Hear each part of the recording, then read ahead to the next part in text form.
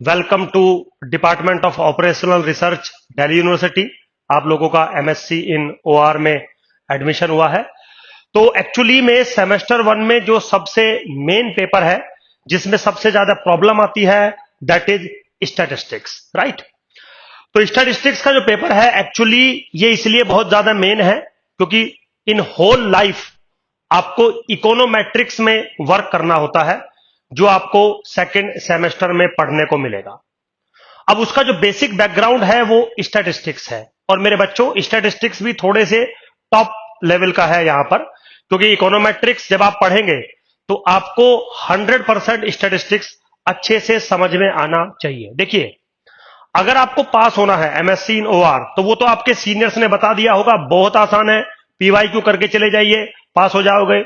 मैं कह रहा हूं पीवाईक्यू भी मत करके चले जाइए, बस चले जाइए और जाके कुछ भी लिख दीजिएगा, पास हो जाओगे। इतना कोई टिपिकल टास्क ओआर में नहीं है बिल्कुल भी पास होने में। लेकिन प्रॉब्लम यह है कि अगर आपको समझ नहीं है अपने सब्जेक्ट की, आपको नॉलेज नहीं है अपने सब्जेक्ट की, तो बहुत बड़ी प्रॉब्लम इन फ्यूचर जब आप जॉब करेंगे, जब आप इकोनोमेट्रिक्स पढ़ेंगे, जब आप इकोनोमेट्रिक्स में वर्क करेंगे तो आपको मेरे बच्चों होने वाली है। तो मेरे बच्चों, मैंने अपना ये कोर्स सिर्फ specially MSc in operational research statistics for semester 1 वाले बच्चों के लिए डेवलप किया है, राइट। तो चलिए जी, विदाउट वेस्टिंग योर टाइम मैं स्टार्ट करता हूं स्टैटिस्टिक्स। तो सिलेबस वगैरह मैं साथ के साथ आपके साथ डिस्कस करता हुआ चलूंगा। आज सिलेबस डिस्कस नहीं कर रहा हूं, आज मेरा फर्स्ट डेमो क्लास है ताकि आप देख सके कि टीचर आपको पूरे सेमेस्टर में कैसे पढ़ाएगा।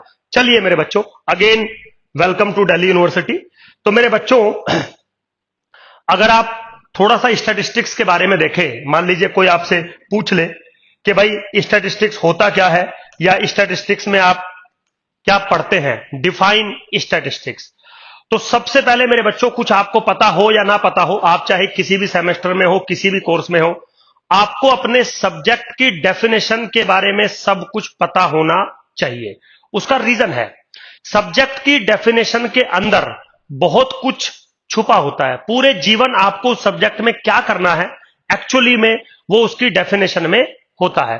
जब आप कभी इंटरव्यू देंगे तो इंटरव्यू में जब कंपनीज आपके पास आएंगी तो वो इंटरव्यू में जो क्वेश्चंस आपसे पूछेंगी ओनली फ्रॉम इकोनोमेट्रिक्स और only from statistics. OR, queuing theory, inventory theory, बिल्कुल कुछ नहीं पूछा जाना आपसे, बहुत रेयर केस में। नहीं तो आप अपने सीनियर से आप पूछ सकते हैं कि सुधीर सर कहीं झूठ तो नहीं बोल रहे थे। तो इकोनोमेट्रिक्स से सबसे ज्यादा सवाल आपसे पूछे जाते हैं। उसका जो बेसिक्स होता है वो मेरे बच्चों स्टैटिस्टिक्स होता है। तो सबसे पहले वो यही पूछेंगे, डिफाइन स्टैटिस्टिक्स। तो मान लीजिए मैं आपसे कह दूं स्टैटिस्टिक्स क्या होता है मेरे बच्चों, तो बेसिकली मेरे बच्चों statistics is a science in which we collect the data,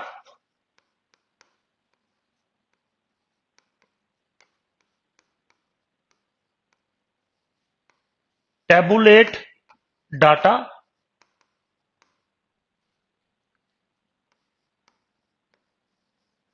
analyzes the data, then gives result. ठीक है। तो अगर सिंपली कोई आपसे पूछ ले स्टैटिस्टिक्स डिफाइन करिए तो आप क्या करेंगे? Sudhir sir, statistics is a science in which we collect the data. हम डाटा को कलेक्ट करते हैं। Tabulate the data means just आप डाटा को टेबुलेटेड करेंगे and then analyse the data. So basically statistics एक साइंटिफिक सब्जेक्ट है जिसके अंदर आप डाटा को एनालाइज करते हैं। तो पूरी डेफिनेशन पे मैंने 3 सर्कल किए हैं, मतलब ये जो पूरी डेफिनेशन में जो 3 पॉइंट है ये मेरे लिए मेन है। तो क्योंकि आज पहली क्लास है, डेमो क्लास है, तो सबसे पहले आप इन 3 चीजों का मतलब समझिए ताकि आगे का जो स्टैटिस्टिक्स है वो आपको अच्छे से समझ में आने लगे।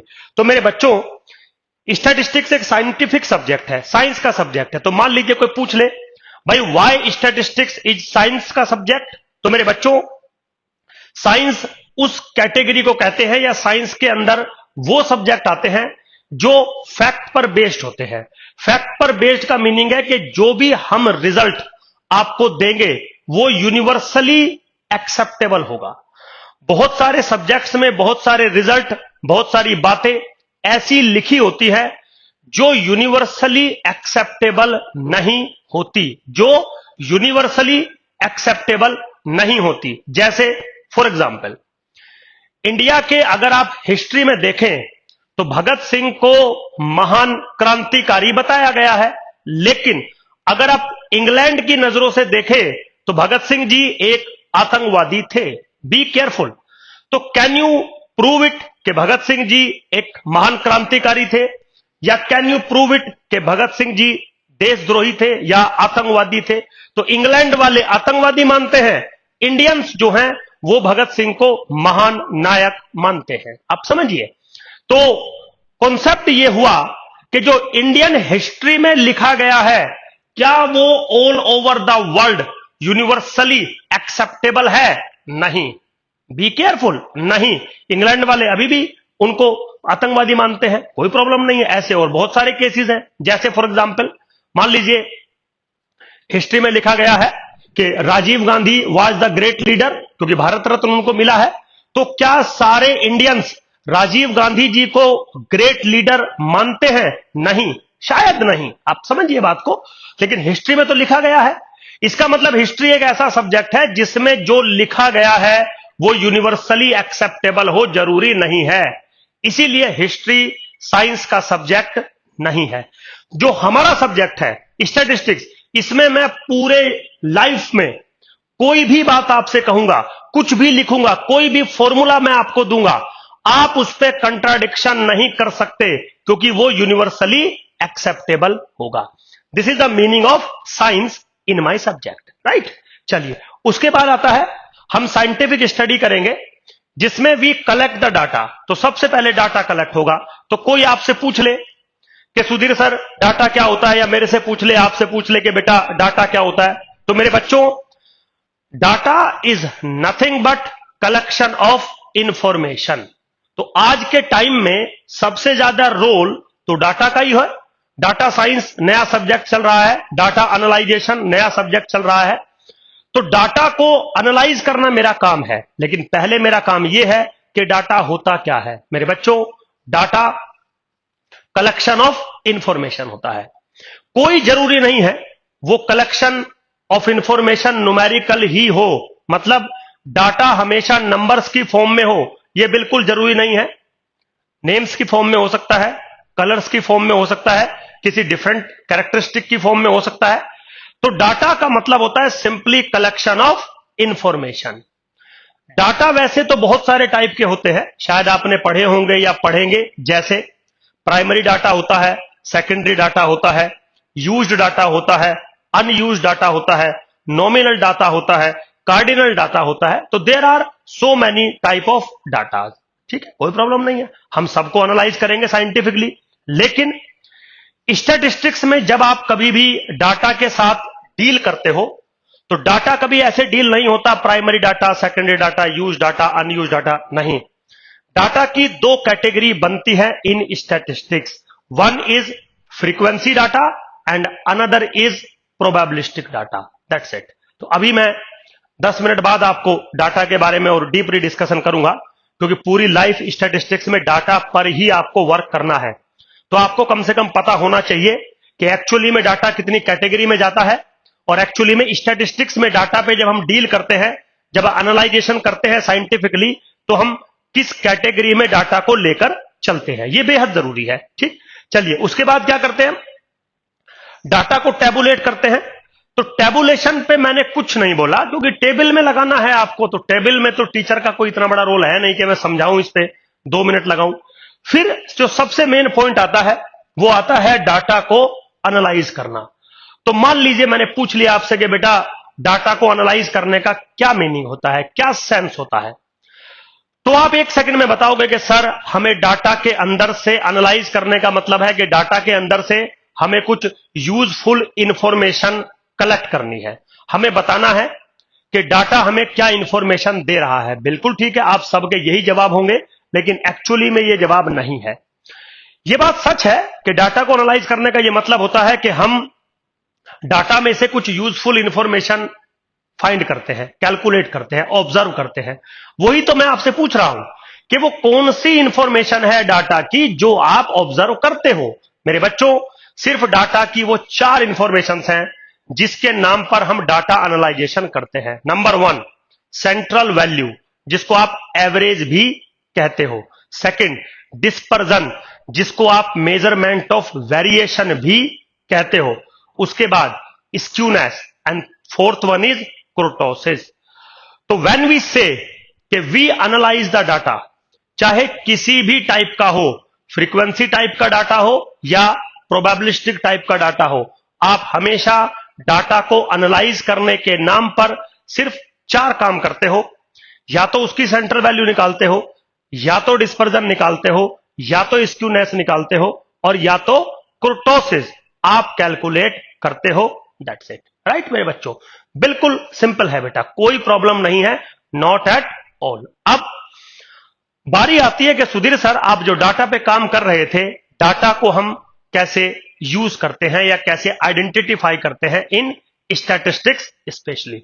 तो मेरे बच्चों, जैसा कि मैंने अभी आपको बोला था कि जो मेरा डाटा होता है वो 2 कैटेगरी का बन के आता है, या 2 कैटेगरी का हम डिस्कस करते हैं इन स्टैटिस्टिक्स। नंबर 1, एक होता है फ्रीक्वेंसी डाटा, फ्रीक्वेंसी डाटा, और एक होता है मेरे बच्चों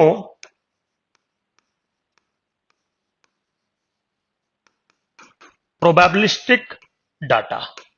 ठीक है, बिल्कुल आराम से सब कुछ समझा के चलूंगा, क्योंकि बेसिक नॉलेज एक बार जितना ज्यादा आपको हो जाएगा, पूरी लाइफ आपको उतना ही अच्छा फील होगा। समझ गए मेरे बच्चों? चलिए, तो फ्रीक्वेंसी डाटा जो होता है वो शायद आपने पढ़े होंगे, ऐसे लिखे होते हैं कि x एक वेरिएबल होता है, f फ्रीक्वेंसी होती है, कुछ ऐसे x1 x2 dot dot xn variable होता है, frequency f1 f2 dot dot fn। मेरे बच्चों, फ्रीक्वेंसी डाटा को हम ऑब्जर्व्ड डाटा भी कहते हैं। ऑब्जर्व्ड डाटा का मतलब है कि जो डाटा मुझे दिया गया है वो एक्चुअल फॉर्म में है। एक्चुअल फॉर्म मतलब जो उसकी एक्चुअल न्यूमेरिकल वैल्यूज हैं वो मुझे पता है। इसमें क्या बेनिफिट होगा कि जब आप इस डाटा को एनालाइज करेंगे तो जो आपके एनालाइजेशन के रिजल्ट आएंगे, सेंट्रल वैल्यू, डिस्पर्जन, स्क्यूनेस, कुर्टोसिस, मेरे बच्चों वो सारे के सारे रिजल्ट बिल्कुल एग्जैक्ट आएंगे। एग्जैक्ट का मतलब है एक बच्चा कैलकुलेट करेगा, जो रिजल्ट आएगा दूसरा बच्चा कैलकुलेट करेगा, सेम रिजल्ट आएगा, तीसरा बच्चा कैलकुलेट करेगा, सेम रिजल्ट आएगा, फोर्थ बच्चा कैलकुलेट करेगा, सेम रिजल्ट आएगा। तो सेम रिजल्ट क्यों आ रहे हैं? क्योंकि डाटा जो है वो आपके पास ऑब्जर्व्ड फॉर्मेट में है, जिसको हम कहते हैं फ्रीक्वेंसी डाटा। इसको हम एग्जैक्ट डाटा भी कहते हैं। तो एग्जैक्ट डाटा बोलिए, फ्रीक्वेंसी डाटा बोलिए, ऑब्जर्व डाटा बोलिए, डजंट मैटर। और ये वही टाइप का डाटा है जो बचपन में आपने पढ़ा है। आपने पढ़ा होगा कि एक क्लास है सपोज 100 स्टूडेंट्स की, और मैंने कोई टेस्ट पेपर ले लिया जिसमें मैं 0 से लेकर 10 तक मार्क्स दे सकता हूं। तो आप ऑब्जर्व करते हैं 0 नंबर इतने बच्चों के आए हैं, 1 नंबर इतने बच्चों का आया है, 2 नंबर इतने बच्चों के आए हैं, और 10 मार्क्स इतने बच्चों के आए हैं। बताइए एवरेज मार्क्स क्या होंगे, बताइए मार्क्स का डिस्पर्जन क्या होगा। ये सारी चीजें आपसे पूछी जाती थी। तो बिल्कुल सेम फॉर्मेट का डाटा होता है। दूसरा आता है प्रोबेबिलिस्टिक डाटा। अब प्रोबेबिलिस्टिक डाटा को हम एक्सपेक्टेड डाटा भी कहते हैं, एस्टिमेटेड डाटा भी कहते हैं। अब जो कहते हैं वो तो कहते हैं, चलिए कोई प्रॉब्लम नहीं है। सबसे पहले आपके दिमाग में ये आना चाहिए कि सुधीर सर, प्रोबेबिलिस्टिक डाटा होता क्या है, और फिर आपको यह थोड़ा महसूस होना चाहिए कि सुधीर सर, प्रोबेबिलिस्टिक डाटा पे इतना फोकस आप क्यों करना चाहते हैं। आज मैं उसका लॉजिक देता हूं।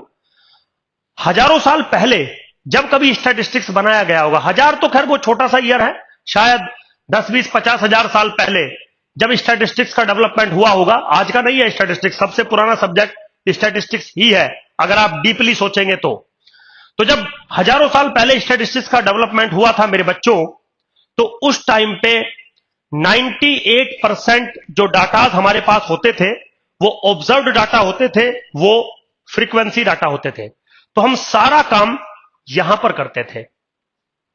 मैक्सिमम 2% डाटा प्रोबेबिलिस्टिक डाटा हुआ करता था, लेकिन आज का जो समय है इसमें लगभग 99% डाटा प्रोबेबिलिस्टिक यूज होता है, सिर्फ 1% डाटा फ्रीक्वेंसी यूज होता है। तो स्टैटिस्टिक्स बनाया गया था इस टाइप के डाटा के लिए, लेकिन अब जो स्टैटिस्टिक्स का डेवलपमेंट हो रहा है, जो स्टैटिस्टिक्स यूज हो रही है, वो इस टाइप का डाटा है। जैसे आपने नाम सुना होगा फोरकास्टिंग, इकोनोमेट्रिक्स, समझिए लीनियर मॉडलिंग, डाटा साइंस। तो ये जो चारों पांचों मैंने बातें आपको बताई, specially forecasting, econometrics, linear modelling, वो सब इस टाइप के डाटा पर वर्क करती हैं। तो जितना भी काम आप किसी भी कंपनी में बैठ के करोगे, वो सब का सब यहां पर वर्क होगा, दैट इज प्रोबेबिलिस्टिक डाटा। तो पहले लोग फोरकास्टिंग नहीं करते थे। जब हजारों साल पहले स्टैटिस्टिक्स डेवलप हुआ, तब तो हम फ्रीक्वेंसी डाटा को एनालाइज करते थे कि भाई कोई राजा है, उसकी एवरेज, जो उसकी प्रजा है, उसकी एवरेज सैलरी कितनी है, उसका ग्रोथ कितना है। राजा की एवरेज सैलरी अगर इतनी है तो बाकी लोगों की कितनी सैलरी है। तो ये सब एनालाइजेशन हम यहीं पे तो करते थे।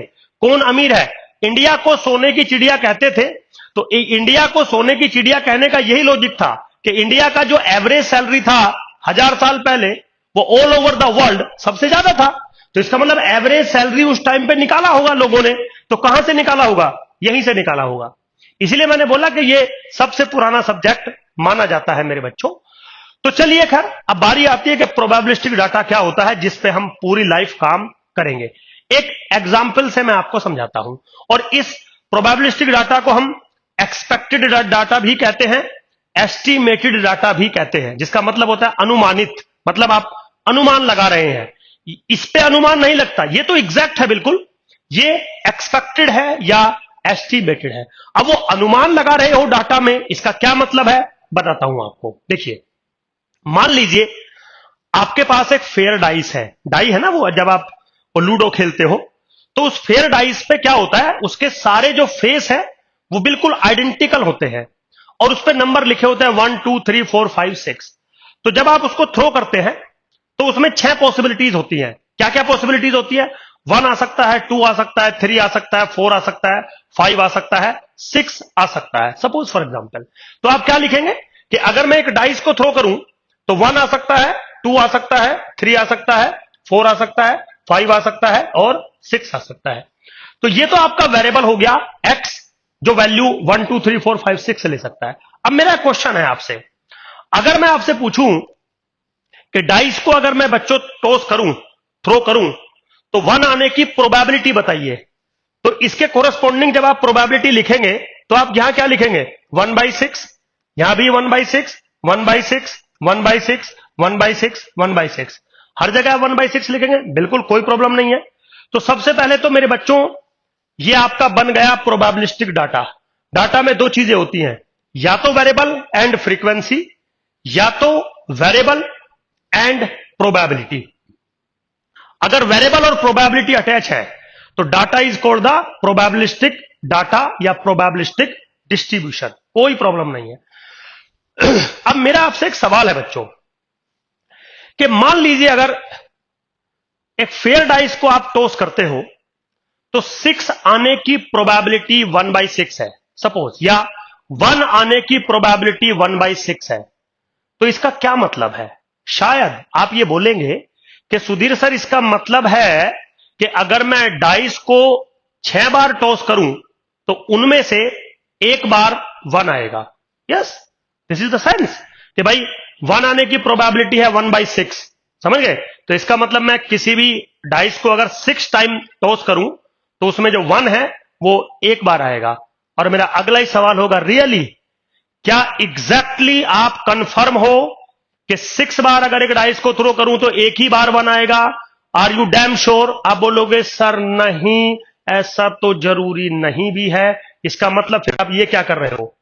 इसका मतलब हुआ ये जो आप प्रोबेबिलिटी बता रहे हो, ये जो इंफॉर्मेशन मुझे दे रहे हो कि 1 के कोरेस्पॉन्डिंग 1/6 इज द प्रोबेबिलिटी, आप एग्जैक्ट इंफॉर्मेशन मुझे नहीं दे रहे हो, आप अनुमानित, आप प्रोबेबिलिस्टिक, आप एक्सपेक्टेड इंफॉर्मेशन मुझे दे रहे हो। सुधीर सर, हमें लगता है कि अगर आप 6 बार डाइस को थ्रो करोगे, उसमें से एक बार 1 आ सकता है, एक बार 2 आ सकता है, ऐसा हमें लगता है। We expected this, not exactly. तो बी केयरफुल। एक डाटा एग्जैक्ट होता है, ऑब्जर्व होता है, तो उसका एनालाइजेशन भी एग्जैक्ट आएगा। दूसरा डाटा एस्टिमेटेड होता है, प्रोबेबिलिस्टिक होता है, एक्सपेक्टेड होता है, तो इस डाटा का एनालाइजेशन भी एक्सपेक्टेड ही बन के आएगा।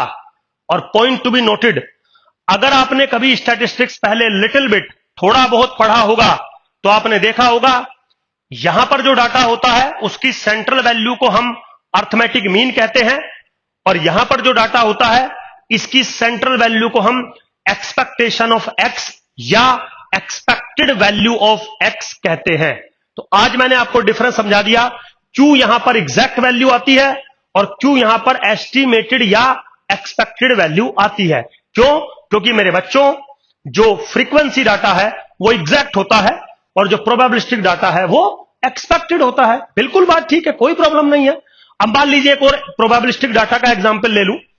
सपोज आपने एक फेयर कॉइन को टॉस किया, तो एक फेयर कॉइन को टॉस किया तो आपका जो वेरिएबल है एक्स, वो क्या क्या वैल्यू लेगा? आपका या तो हेड आएगा या तो टेल आएगा। आप चाहो तो हेड को वैल्यू 1 दे दो, टेल को वैल्यू 0 दे दो, आपका मन है। वो तो बाद में हम आगे चल के पढ़ेंगे कि कैसे वैल्यू दी जाती है, बट फिलहाल। और अगर मैं प्रोबेबिलिटी बिहेवियर पूछूं तो आप इसका भी 1/2 देंगे जवाब और इसका भी 1/2 देंगे। इसका मतलब क्या है कि आप मान के चल रहे हैं कि हेड आने की प्रोबेबिलिटी 1/2 है, टेल आने की प्रोबेबिलिटी 1/2 है। बिल्कुल ठीक है। मतलब क्या है इसका कि अगर मैं 2 बार कॉइन को टॉस करूं तो एक बार हेड आएगा, एक बार टेल आएगा। क्या ऐसा एग्जैक्टली होगा? नहीं, ऐसा आप अनुमान लगा रहे हैं कि सुधीर सर, अगर आप फेयर कॉइन को 100 बार टॉस करेंगे तो हमें लगता है 50 बार हेड आएगा, 50 बार टेल आएगा। बट एग्जैक्टली ऐसा ही हो यह जरूरी नहीं है। एक बच्चा टॉस करे, अलग रिजल्ट आ सकता है। दूसरा बच्चा 100 टाइम्स टॉस करे, अलग रिजल्ट आ सकता है। तो अभी मैंने क्या बोला था, इसको कोई भी बच्चा एनालाइज करेगा, रिजल्ट सेम आएगा। इसको जब अलग अलग लोग एनालाइज करते हैं तो रिजल्ट डिफरेंट हो सकता है, क्योंकि यह डाटा इस फॉर्मेट का है मेरे बच्चों। ठीक है बेटा। तो अब स्टैटिस्टिक्स क्या हुआ? एक साइंटिफिक स्टडी हुई जिसमें हम डाटा को एनालाइज करेंगे। ठीक है, डाटा को एनालाइज करेंगे। तो डाटा 2 फॉर्मेट के हो गए। एनालाइजेशन का मतलब आपको समझा दिया, सिर्फ 4 बातें: central value, dispersion, skewness and कुर्टोसिस। But point to be noted, चाहे डाटा कोई भी हो, एनालाइजेशन आपको कुछ भी करना हो, वो एनालाइजेशन जो होगा वो साइंटिफिक होना चाहिए। साइंटिफिक मतलब वो यूनिवर्सली एक्सेप्टेबल होना चाहिए। जैसे एक एग्जांपल से समझाता हूं। मान लीजिए आप मुझे ये पूछो, मेरे से ये पूछो कि सुधीर सर, इंडियन बॉयज की एवरेज हाइट बताइए। सुधीर सर, इंडियन बॉयज की एवरेज हाइट बताइए। मैंने बोला बेटा इंडियन बॉयज की एवरेज हाइट है 5 foot 6 inch. Suppose for example 5.6 inches is the average height of Indian boys. कोई प्रॉब्लम नहीं है, आप गूगल करोगे, हो सकता है वहां पे 5-5 लिखी हो, डजंट मैटर। मैं तो एक बात समझा रहा हूं आपको। फिर आपने पूछा सुधीर सर, चलो ठीक है 5 फुट 6 इंच इंडियन बॉयज की एवरेज हाइट है, हमने मान लिया। सर आपको कैसे पता लगा कि इंडियन बॉयज की एवरेज हाइट 5 फुट 6 इंच है? क्या आपने सारे इंडियन बॉयज की हाइट को मेजर कर रखा है? क्या आपने उनकी हाइट को कैलकुलेट कर रखा है? नहीं। तो फिर सर आपने कैसे बताया? मैंने बोला बेटा मैंने ऐसे बताया, मेरा छोटा भाई है एक और उसकी हाइट है 5 फुट 6 इंच और मैं उसको बहुत प्यार करता हूं, वो मेरे लिए सब कुछ वही है। तो मेरे बच्चों, इंडिया की एवरेज हाइट मैंने उसके बेसिस पे आपको बता दी। तो आपको कैसा लगा? एक्सप्लेनेशन कैसा लगा? शायद स्टूपिड एक्सप्लेनेशन लगा होगा। सुधीर सर, आपका छोटा भाई 4 फुट का होता तो 4 फुट एवरेज हो जाता, आपका छोटा भाई 6 फीट का होता तो 6 फीट हाइट हो जाती। पूरी इंडिया का एवरेज हाइट पूछा है। आपका भाई इंडियन जरूर है, लेकिन क्या वही सब कुछ है इंडिया में? शायद नहीं। तो जो नंबर था 5 फुट 6 इंच, वो तो आपने मेरे बच्चों एक्सेप्ट कर लिया, लेकिन जो एक्सप्लेनेशन मैंने दी आपने उसको एक्सेप्ट नहीं किया। और साइंस में तो ऐसा होता नहीं है, साइंस में तो आपको यूनिवर्सली एक्सेप्टेंसी दिखानी पड़ेगी। अब आप मेरे से फिर से पूछो, सुधीर सर इंडियन बॉयज की एवरेज हाइट बताइए। बेटा 5 फुट 6 इंच। सुधीर सर कैसे? देखो बच्चों, ऐसा है, दिल्ली यूनिवर्सिटी में कॉलेज है Ramjas college, suppose for example, या छोड़ो, आप ही का डिपार्टमेंट है, department of operation research Delhi university, ठीक है सर। अब दिल्ली यूनिवर्सिटी का जो डिपार्टमेंट ऑफ ऑपरेशन रिसर्च है, इसमें इंडिया के हर स्टेट से बच्चे आते हैं। अब इंडिया तो बहुत बड़ा है, बहुत सारे स्टेट्स हैं, सब स्टेट्स में जो बॉयज रहते हैं उन सबकी हाइट सेम भी नहीं है, तो बहुत सारे जितने भी स्टेट है लगभग सबसे आता है। तो मैंने क्या किया, डिपार्टमेंट ऑफ ऑपरेशनल रिसर्च में जितने बॉयज पढ़ते हैं उन सबको ले लिया, ज्यादा से ज्यादा 100 बच्चे होंगे, 100 बॉयज होंगे आपकी क्लास के अंदर, मैंने सबको ले लिया और सबकी हाइट को मेजर करके उनकी हाइट का सम करके डिवाइडेड बाय नंबर, जितनों का भी मैंने सम किया डिवाइडेड बाय नंबर कर दिया, और जो नंबर बन के आया दैट इज 5.6 इंचेस। इस बेसिस पर मैंने आपको बताया। तो शायद आप ये बात एक्सेप्ट कर लेंगे कि सुधीर सर, हां नंबर तो पहले भी आपने 5 फुट 6 इंच बताया, नंबर तो अभी भी आप 5 फुट 6 इंच बता रहे हो, लेकिन हम पहले वाले एक्सप्लेनेशन को एक्सेप्ट नहीं करते हैं। ये वाला आपने एक्सप्लेनेशन दिया कि डिपार्टमेंट ऑफ ऑपरेशनल रिसर्च से आपने 100 बच्चे ले लिए या जितने थे सारे ले लिए, उनकी हाइट का सम कर दिया, डिवाइडेड बाय नंबर कर दिया, अब नंबर आया 5 फुट 6 इंच। इसको एक्सेप्ट कर रहे हो ना? एवरेज ऐसे ही निकलता है। हां सर, इस बात को हम सारे एक्सेप्ट कर रहे हैं, इसको नहीं कर रहे हैं। तो स्टैटिस्टिक्स में क्या चीज पढ़ाई जाएगी? ये चीज पढ़ाई जाएगी क्योंकि ये साइंस है। तो इसमें भारत रत्न सिर्फ इस वजह से नहीं मिला राजीव गांधी को कि वो महान व्यक्ति थे, नहीं, उसके बाप दादा प्रधानमंत्री थे, नाना प्रधानमंत्री था, मां प्रधानमंत्री थी, बस इसलिए हो रहा है मामला। अदरवाइज कोई तूफानी काम नहीं किया होगा उन्होंने। तूफानी काम करते तो और बहुत कुछ होता। मतलब मैं ऐसे राजीव गांधी की बुराई नहीं कर रहा हूं, मैं तो एक बात आपके सामने रख रहा हूं कि साइंस में इलॉजिकल बातें नहीं होती, साइंस में वो बातें होती हैं जो यूनिवर्सली कॉन्सेप्ट होता है या जो यूनिवर्सल फैक्ट होते हैं मेरे बच्चों। तो आज की क्लास में मैंने आपको थोड़ा सा बताया कि जो आपका सब्जेक्ट है वो क्या तो क्वालिटी रखता है अपने अंदर, किस टाइप की डीलिंग करता है। तो मेरे बच्चों, स्टैटिस्टिक्स एक साइंटिफिक स्टडी है जिसमें हम किसी भी डाटा को एनालाइज करते हैं। डाटा 2 कैटेगरी में होगा, frequency data and probabilistic data. लेकिन अब प्रॉब्लम यह है कि आपका जो कोर्स कंटेंट है वो यहां से स्टार्ट होता है और यहीं पे खत्म होता है। मतलब आपके कोर्स के अंदर फ्रीक्वेंसी डाटा पर वर्क नहीं करते। तो सबसे पहले मैं प्रोबेबिलिस्टिक डाटा पर वर्क करना आपको सिखाऊंगा। प्रोबेबिलिस्टिक डाटा पे हम वर्क करेंगे। बिल्कुल दोनों डाटाओं में सिमिलैरिटी है। यहां पे भी दो चीजें होती हैं, वेरिएबल और फ्रीक्वेंसी। यहां पे भी दो चीजें होती हैं, वेरिएबल और प्रोबेबिलिटी। हर वो काम जो फ्रीक्वेंसी डाटा के साथ होता है वही काम प्रोबेबिलिस्टिक डाटा के साथ आपको देखने को मिलेगा। अगर आप लोग कहोगे, क्योंकि देखिए आपका जो एग्जाम आएगा, जो आपका कोर्स कंटेंट है वो यहां पे है, अगर आपको मेरी क्लासेस अच्छी लगती हैं, आप हमारे बैचेस ज्वाइन करते हैं और आप कहोगे कि सुधीर सर 2-3 क्लास निकाल के आप हमें इसको भी एक बार समझा दीजिए, तो वो मैं समझा दूंगा। हालांकि ये कोर्स कंटेंट का पार्ट नहीं है, कोर्स यहां से स्टार्ट होता है आपका, बट फिर भी अगर बच्चे डिमांड करते हैं तो मुझे क्या प्रॉब्लम है, 4 क्लासेस मैं इसकी ले लूंगा, मुझे क्या फर्क पड़ना है। लेकिन पढ़ लेना आप इसको भी, क्योंकि जब आप इकोनोमेट्रिक्स पढ़ोगे तो इसका और इसका दोनों का आपको यूज करना पड़ेगा मेरे बच्चों। खैर, होप सो मेरी बातें आपको समझ में आई होंगी मेरे बच्चों। तो this is my first demo class. अब मैं सेकंड डेमो क्लास जिसमें मैं ये प्रॉपर आपको पढ़ाऊंगा वो मैं अपलोड करूंगा आपके लिए। आप एक बार देख के डिसाइड कर सकते हैं। होप सो मैं अपनी बात आपको समझा पाया हूंगा। Thank you very much and again welcome to Delhi university. All the best.